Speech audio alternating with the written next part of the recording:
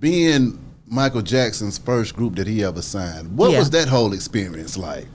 And was MJ like the MJ they make him out to be the man in the myth, or was he just a regular brother? I don't know. That's a new thing. I don't know. I wasn't there. Michael Jackson, I'll tell you a quick story. I know it's unrealistic to believe that for me, but I went when I was in probably about 13 or 14. It was a drugstore across the street in Detroit called Wood Drugs. And they used to sell these Polaroids that looked like they actually came from a camera. Yeah. And I took one and I signed it off like, that's my cousin. And I got to there like, John saw that Polaroid in the store.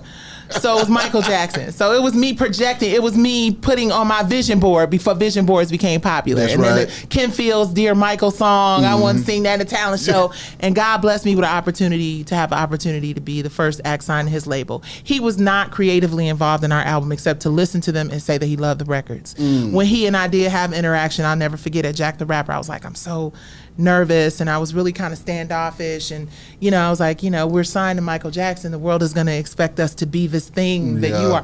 And he was like, I signed you because you're great, be great. We signed you because you're amazing, be amazing. Be great. Jerry Greenberg telling me coming into this thing, you treat yourself like a brand. That was the first time I'd ever heard of it. You are Coca-Cola. Don't change the formula. Do what is working. Be consistent with the people who are listening to your music. Give them a little something different here and there, but always think of yourself, because it was some little stuff going on when we were in New York. We got into a little tiff in New York, and Jerry had this conversation with us, and that stuck with me.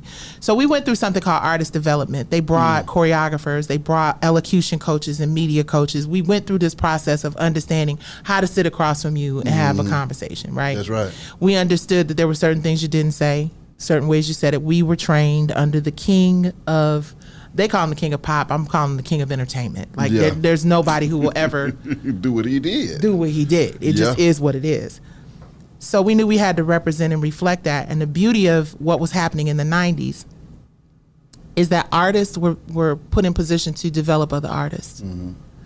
They were put in position to cultivate other talents. There were a lot of those deals where the artist went and found another artist and whatever. And I think that is why you had so much talent, because it was talent breeding and feeding and developing other talent. Now you just got numbers and bean counters and people who look at what's trending like it's the industry has become kind of like all numbers. Yeah.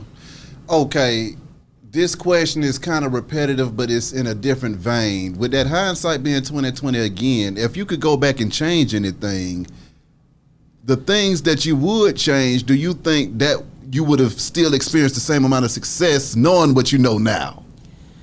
So the only thing I can say that I would change about my career is the loss of Maxie. Yeah. I don't even know if that being changed would change where I am today, which I'm very, as difficult as life is for me, fighting a major network for the second time, actually the third time. They don't know about the other time, but anyway. My God. Losing both my parents 90 days apart, nothing hits me like the loss of my sister, which came a week before my arbitration for the first lawsuit I had. So we didn't even do the arbitration. I just was a basket case at that point. I told my lawyers, make sure I don't have to pay you, and I don't care what else happens. Yeah. It was a blur, literally. That's the only thing I would change. But then I think about what clicked inside of me that made me as passionate about legacy and making sure her son is good and my grandson is good. The risk that I have to take to build what this is going to be, hopefully for them, I think, would I still have that? I believe I would, because I was always on that path. I don't know. But that is the only thing I would change. If I could just reach in and be like, okay, whatever made that situation happen, whatever made her fall, whatever it was, I would change that. With the massive success and the real life struggles, how do you feel like those things changed you as a person going through your life? it kind of contributed to. It's interesting. I think I was talking to Jasmine Brand, and she was just like, "Oh, I just, when I think about you, I think about you being fearless, and it's not about being fearless, because of course you'd be like, damn, I'm about to piss this person off. I know I'm gonna have to fight this motherfucker. Okay, let me get it. You know what I'm saying? Like, I think even Mike Tyson goes into the ring with a little Floyd, like this. Let me, because he might. You know what I'm saying? So I think while I don't think of myself as fearless, I think I've allowed my loss to make me feel less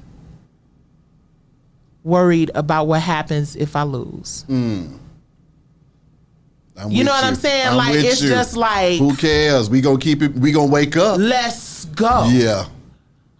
That's all. You know what I mean? I'm here. Like, I feel like if I didn't stand up for myself and other people, Maxie said something to me. She sent me a text message kind of, like a week or so before she died. And she was like, I feel like God is trying to tell me something. I feel like, and I posted it. She was like, I feel like I have to not be afraid to be me. I have to do the music I want to do. I have to, because she was in this kind of place of trying to identify who she was and what she wanted. And, she was struggling with that. She struggled with that a lot. As beautiful as she was, as talented as she was, she struggled with her self-esteem, right? And I remember we had done the Brownstone thing, the R&B Divas thing, and we performed, and it wasn't good. And I just remember her really being impacted and affected by that.